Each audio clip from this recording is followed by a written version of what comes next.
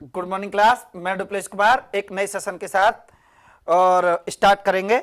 देखेंगे मेरे साथ each each other one another. सामान्यतः ये रेसिप्रोकल प्रोनाउन में पढ़ाए जाते हैं। मैं भी इस बात का समर्थन करता हूं कि ये बात सही है, लेकिन कैसे सही है देखेंगे मेरे साथ। ईच अदर का यूज बुक्स क्या कहती है, टीचर्स क्या कहते हैं और ऑन द स्पॉट क्या कहता है, इस बात को भी एनालाइज करके देखेंगे। तो देखेंगे ऑन द स्पॉट को। ईच अदर का यूज दो के लिए किया जाता है और वन अनदर का यूज मोर देन टू के लिए किया जाता है। किसके लिए? मोर देन टू के लिए किया जाता है। तो मैं भी इस बात का समर्थन करता हूं कि यह बात सही है, बिल्कुल सही है, पूर्णतः सही है। लेकिन कंपटीशन में किसकी नीड रहती है और कंपटीशन में कैसे आता है देखेंगे मेरे साथ। एक स्टूडेंट की एक स्टोरी प्रोजेक्ट करना चाहता हूं आप लोगों के लिए। एक एग्जाम था एलआईसी का और एलआईसी के एग्जाम में जैसे कि उस एग्जाम में मैं भी बैठा हुआ था, क्योंकि मुझे एग्जाम का रिव्यू करना बहुत जरूरी होता है कि एग्जाम कैसे आ रहा है और किस स्टैंड पे आ रहा है।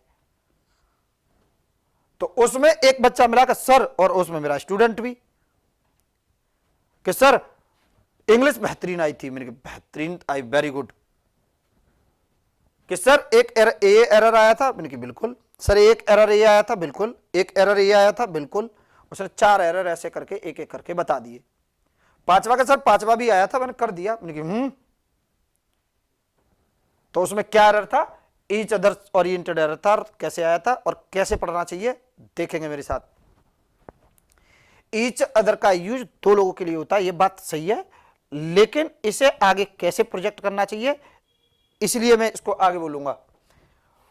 और ध्यान ये रहे, किसी को लगे कि सर आप बुक्स पर या इस पर कैसे अटैक करते हो, मैं अटैक नहीं करता। कंपटीशन के लिए थोड़ा सा हमें इंप्लीमेंटेशन एरिया पर भी वर्क करना चाहिए बच्चे के, जिससे कि एग्जाम में बहुत अच्छे से पिच हो। मैं सबसे पहले ईच अदर की एक स्लाइड बनाता हूं, देखेंगे। ईच अदर की सबसे पहले जो नॉलेज ओरिएंटेड कमेंट है, मैं बोलूंगा ईच अदर का यूज 2 एंटिटीज के लिए होता है, 2 पर्सन के लिए होता है या 2 व्यक्तियों के लिए होता है, जो भी आप बहुत अच्छा समझ सको। तो ये वाली बात सही है, पहला कमेंट। दूसरा कमेंट बोलूंगा कि भाई ईच अदर के तुरंत बाद कभी भी अगर कोई नाउन आता है तो आने वाला नाउन सिंगुलर नाउन आता है। अगर नाउन आता भी है तो नाउन सिंगुलर आता है। अगर मैं तीसरी बात बोलूंगा तो कि इसके बाद प्लूरल नाउन नहीं आता, अरे भैया सीधी सी बात है कि इंप्लीमेंटेशन बच्चे को यह भी ध्यान रखना चाहिए। अगर ईच अदर के तुरंत बाद प्लूरल नाउन बैठा है तो हाईलाइट जारी कर देंगे तुरंत, गलत है ये।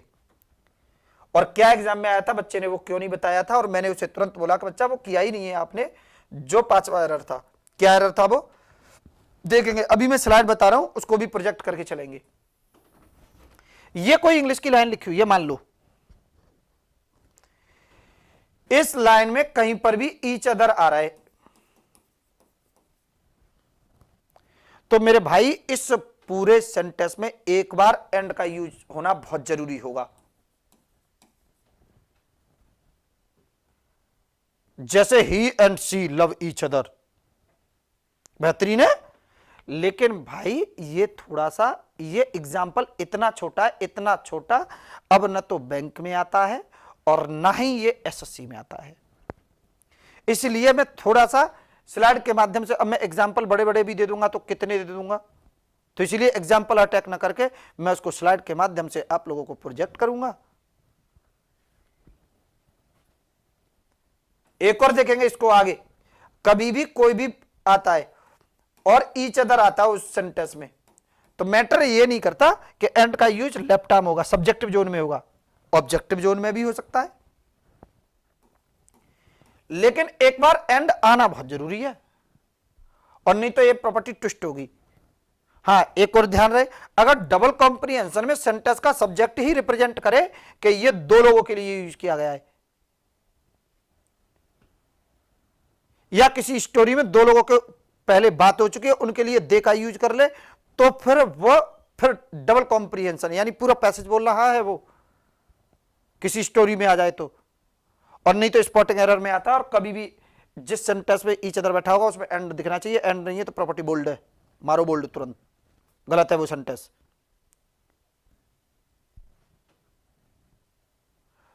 लेकिन ये तो नॉलेज है। कंपटीशन के बच्चे को साथ में क्या पढ़ना चाहिए देखेंगे मेरे साथ।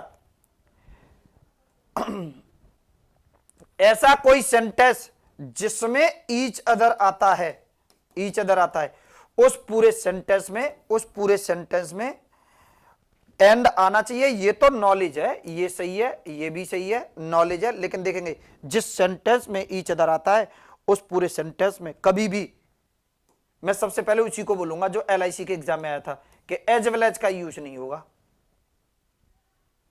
एज वेल एज बैठा था उसमें, और मैंने बच्चे से वही तुरंत ऑन द स्पॉट बोल दिया था ना, आपने पकड़ा ही नहीं है कि सर क्या एरर थी। मैंने तुरंत बोल दिया ईच अदर के साथ एज वेल एज बैठा था, एज वेल एज गलत है, एज वेल एज को काटकर एंड कर देंगे, एज वेल एज को काटकर एंड कर देंगे। इसीलिए आप लोग सटीक पढ़िए। तो एज वेल एज का यूज नहीं होगा। आगे देखेंगे बट का यूज नहीं होगा, यट का यूज नहीं होगा, और का यूज नहीं होगा। ये वर्ड्स आपको पढ़ने, इसका यूज नहीं होगा। देखेंगे ये वाले वर्ड्स आपको पढ़ने कि देखेंगे कि एज वेल एज का यूज नहीं होगा, बट का यूज नहीं होगा, यट का यूज नहीं होगा, और का यूज नहीं होगा। मैटर ये नहीं करता कि इधर साइड पे नहीं होगा, इस साइड पे लेफ्ट आर्म भी नहीं होगा, राइट आर्म भी नहीं होगा, सब्जेक्टिव जोन में भी नहीं होगा, ऑब्जेक्टिव जोन में भी नहीं होगा। और प्रॉपर्टी ट्विस्ट हो तो I am responsible for this always. ये कॉन्फिडेंस की बात है, ईगो की बात नहीं है। मैनेज करके चलिए। कंपटीशन के टीचर को थोड़ा बहुत बोलना पड़ेगा कॉन्फिडेंस के साथ। तो भैया ईच अदर, ऐसा कोई सेंटेंस जिसमें ईच अदर बैठा हो उस पूरे सेंटेंस में एंड आना चाहिए, ये नॉलेज है।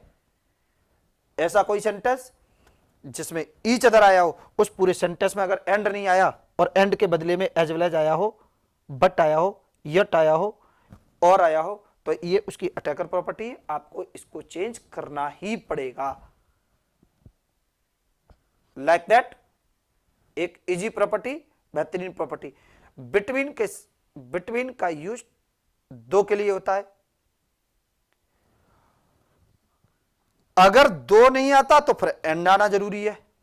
दोनों में से कोई एक चीज दिखनी चाहिए, नहीं तो बिटवीन में ट्विस्ट है।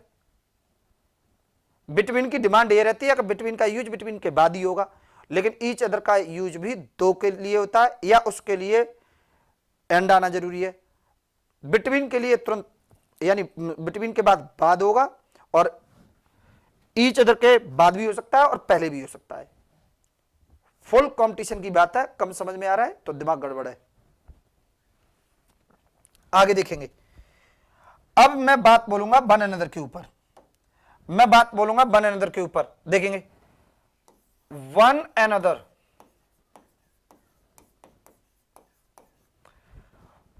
की स्लाइड देखेंगे तो वन अनदर का सबसे पहले बोलूंगा, वन अनदर का यूज दो से ज्यादा के लिए होता है। मोर देन, पहला कमेंट देखेंगे, मोर देन टू के लिए आता है। मोर देन टू के लिए होता है। सही है ये वाली बात। दूसरा कमेंट इसका देखेंगे, ऐसा कोई सेंटेंस, दूसरा और देखेंगे, यही देखेंगे। पहला कमेंट ये रहेगा, दूसरी नॉलेज इसकी ये रहेगी, दूसरा नॉलेज ये रहेगा कि वन अनदर के तुरंत बाद अगर कभी कोई नाउन आता है तो आने वाला नाउन प्लूरल नाउन होगा। क्या आएगा?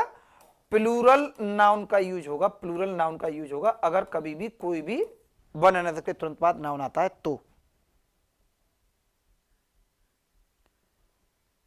बुक्स कहती हैं कि दो से ज्यादा के लिए होता है, टीचर्स भी कहते हैं दो से ज्यादा के लिए आता है, ऑन द स्पॉट भी कहता है दो से ज्यादा के लिए आता है, लेकिन इंप्लीमेंटेशन में कैसे आता है, एग्जाम में कैसे आता है, उस पर भी आनंद लेंगे। अब आगे देखेंगे, ये तो नॉलेज है, इससे ओरिएंटेड वन अनदर ओरिएंटेड, ये दो फैक्ट्स हैं जो कि नॉलेज को रिप्रेजेंट करेंगे। इतना तो हर बच्चे को पता होना चाहिए, और इतना पता करने से इंप्लीमेंटेशन में थोड़ा सा इश्यू रहेगा। लेकिन हमें क्या पता रखना चाहिए, ऐसा कोई ये लाइन लिखी है, इंग्लिश की एग्जाम्पल भी दूंगा, ऐसा नहीं है कि मैं स्लाइड बना के छोड़ दूं, कि ऐसा कोई सेंटेंस इसमें वन अनदर आया है, वन वन अनदर आया है, उस पूरे सेंटेंस में कहीं पर भी एंड का यूज नहीं होगा। अगर एंड से दो प्रॉपर्टी जुड़ती हैं तो, अगर एंड आता है तो 100% गलत होगा। इस केस में ये स्लाइड देखो, ये नॉलेज है, ये मार्क्स है, ये नॉलेज जोन है, नॉलेज के लिए पढ़ना चाहिए, ये मार्क्स जोन है, तो एंड का यूज नहीं होगा। अगर एंड का यूज होता है तो वो गलत होगा सेंटेंस। सही करने के लिए मैं आप लोगों को बताता हूं कि भाई एंड नहीं कटेगा, इसको काटकर, वन अनदर को काटकर ईच अदर का यूज करेंगे। किसका करेंगे? ईच अदर का यूज करेंगे। आगे देखेंगे, गेम चालू रहेगा बिल्कुल भी। अगर ऐसा कोई इंग्लिश का सेंटेंस लिखा हुआ है जिसमें स्पॉटिंग एरर के लिए इसको छाटना चाहता है, छटवाना चाहता है, तो देखेंगे उस पूरे सेंटेंस में यदि वन अनदर आता है, वन अनदर आता है, अगर इसके एंड में भी कहीं पर भी अंत तक कभी भी एंड का यूज होता है तो गलत तो मेरा ये भी है। वही दोबारा से अब एरर कहां पर मानेंगे? तो एरर जोन ये वाला माना जाएगा। वन अनदर जिस सेंटेंस में आता है उस पूरे सेंटेंस में एंड का यूज नहीं होगा, बोल्ड। तो हमें मेरे भाई एक एक चीज, भाइयों एक एक चीज हमें बहुत आराम से पढ़नी होगी। मैं अब क्या ही बोलूं इसके ऊपर बहुत ज्यादा। आगे देखेंगे, एग्जाम्पल देखेंगे, इसके ऊपर एग्जाम्पल देखेंगे। जैसे तो उस एग्जाम में जो मैं बोलूं, उस एग्जाम में एज वेल एज बैठा था जिस बच्चे ने ये वाला एरर नहीं किया था। देखेंगे जैसे मैं इस तरीके से कर दूं कि ही एंड सी लव, वही जो एक्सक्लूसिव है सबका, ईच अदर, वन अनदर का यूज नहीं होगा क्योंकि एंड बैठा है इसमें। क्या बैठा है? एंड बैठा है। तो सेंटेंस सही है, बिल्कुल भी सही है। अगर कोई बोले कि सर इसको और एक्सक्लूसिव करिए, तो देखेंगे मैं ये कर दूं ही as well as love each other, ये वाला गलत होगा क्योंकि भाई एंड का ही यूज होगा। फिक्स प्रॉपर्टी है, फिक्स।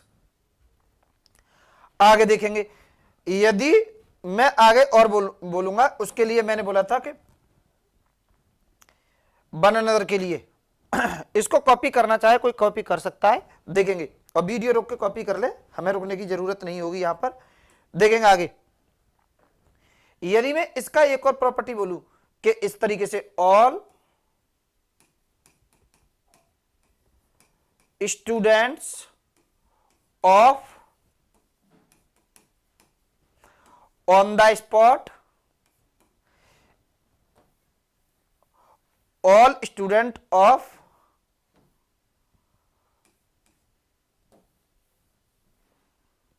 देखो मैंने इस पर 2-3 बार इसलिए मिटाया कि अगर मैं ऑन द स्पॉट को छोटा करके लिखूंगा तो जो ऑन द स्पॉट में पढ़े हुए हैं वो तो बहुत अच्छे से समझ जाएंगे, क्योंकि ऑन द स्पॉट एक कोचिंग है। अगर मैं ऑन द स्पॉट लिखूंगा तो वो तुरंत के नेचर में होता है। तो देखेंगे on the spot coaching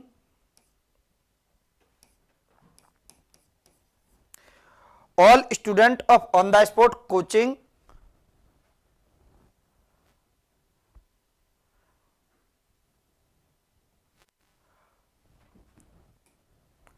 are ready to help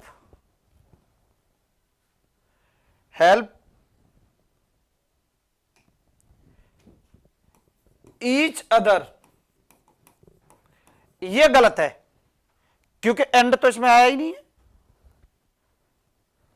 on the spot के सारे विद्यार्थी एक दूसरे की सहायता करने के लिए तैयार हैं, सेंटेंस की हिंदी ये बनेगी। लेकिन वन अनदर का यूज होगा क्योंकि इस सेंटेंस में एंड का यूज नहीं हुआ, तो इसलिए ये वाला, ये ईच अदर का यूज नहीं होगा। यहां पर किसका यूज होगा? वन अनदर का, ये सेंटेंस गलत है, ये सेंटेंस गलत है। अगर सही करने के लिए हमें इसमें क्या लाना पड़ेगा, ईच अदर लाना पड़ेगा। नहीं, सही करने के लिए हमें वन अनदर का यूज करना पड़ेगा, क्योंकि ईच अदर के लिए मैं प्रॉपर्टी बोल के गया था कि जिस सेंटेंस में ईच अदर आया है उस पूरे सेंटेंस में एंड आना चाहिए। इसमें एंड नहीं आ रहा, इसलिए बोल्ड आराम से बोलूंगा, बेहतरीन तरीके से बोलूंगा। तो इसका यूज नहीं होगा, इसमें किसका यूज होगा, वन अनदर का यूज होगा। किसका यूज होगा, वन अनदर का यूज होगा। और मैं आप लोगों को ऐसे सेशन देता रहूंगा, इसका यूज होगा। अब ये सेंटेंस सही है, अब ये सेंटेंस सही है। अब कोई बोले कि सर इधर नहीं दिख रहा, आर का यूज ऑन द स्पॉट के अनुसार नहीं हो रहा, ऑल स्टूडेंट के अकॉर्डिंग हो रहा है। देखो यहां से ये देखेंगे, all student of on the spot coaching are ready to help each other. इसी तरीके के आपको मैंने ये डेटा इसलिए प्रोजेक्ट कर रहा हूं इस तरीके से कि कहीं से जिग करके, क्योंकि आप लोगों को ये पता रहे कि ऑन द स्पॉट किस तरीके से डेटा डिलीवर करता है, क्योंकि उसके पूरी नजर एग्जाम पर रहती है। सारे बच्चों के लिए मेरी तरफ से जो सेशन होंगे, एक एक प्रॉपर्टी बोल्ड होगी और एग्जाम को ध्यान में रखे होगी, तो प्रैक्टिस में रखेंगे। और एक चीज और बता दूं, इसमें अगर और किसी को बोल्ड चाहिए, ये कोई भी सेंटेंस बैठाओ, देखेंगे बोलना तो बहुत कम चाहता हूं, लेकिन अब मैं क्या करूं, देखेंगे ऐसा कोई सेंटेंस जिसमें ईच अदर आता है, क्या आता है, ईच अदर आता है, बोलो आओ मैदान में, ईच अदर आता है या वन अनदर आता है, ऐसा कोई सेंटेंस, उस सेंटेंस में अगर कभी कोई रिलेटिव प्रोनाउन आएगा तो आने वाला रिलेटिव प्रोनाउन दैट होगा। मैं कितना बोलूं, तो देखेंगे उस पूरे सेंटेंस में कभी भी यूज होगा, कभी जैसे ईच अदर आ रहा है इस सेंटेंस में कभी, तो अगर उसमें कभी भी आगे यूज होगा तो देखेंगे हु का यूज नहीं होगा, विच का यूज नहीं होगा, किसका यूज होगा, दैट का यूज होगा। इस चीज को और मेरी तरफ से लर्न करते हुए चलेंगे। लेकिन मैं ईच अदर और वन अनदर के ऊपर एक्सक्लूसिव डेटा देने के लिए तो मैं बहुत दे दूं। जो बच्चा एग्जाम में बैठा होगा वो तो इन चीजों को समझेगा, जो बच्चा एग्जाम में नहीं बैठा होगा उसके कम समझ में आएंगी।